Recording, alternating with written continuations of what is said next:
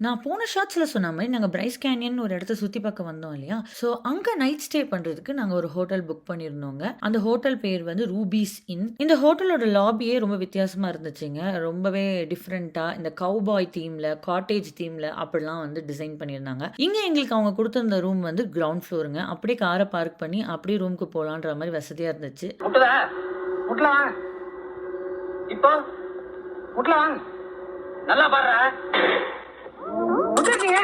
இந்த ரூம்ல 2 queen size bed இருந்துச்சுங்க. அது மட்டும் இல்லாம ஃப்ரிட்ஜ், டிவி அப்படின்னு எல்லா வசதிகளோட இருந்துச்சு. அயர்ன் பாக்ஸ் இருந்துச்சு. ஒரு தனி வார்ட்ரோப் இருந்துச்சு. ஆஃபீஸ் செட்டப்ல ஒரு டேபிள் இருந்துச்சு. எல்லாம் ஓகே தான். நம்ம ஒண்ணும் பண்ண போறதில்ல. படுத்து தான் தூங்க போறோம். இந்த ரூம் வந்து ரொம்பவே மாடரேட்டான ஒரு ரூம் தாங்க. ரொம்ப ஆஹா ஓஹோன்னுலாம் சொல்ல முடியாது. ஆனா முக்கியமான ஒண்ணு இந்த ரூம்ல இருக்குங்க. அதுதான் நமக்கு ரொம்ப முக்கியம். அதாவது சோறு. நமக்கு சோறு தான் ரொம்ப முக்கியம். காலையில பிரேக்ஃபாஸ்ட் வந்து ஃப்ரீங்க.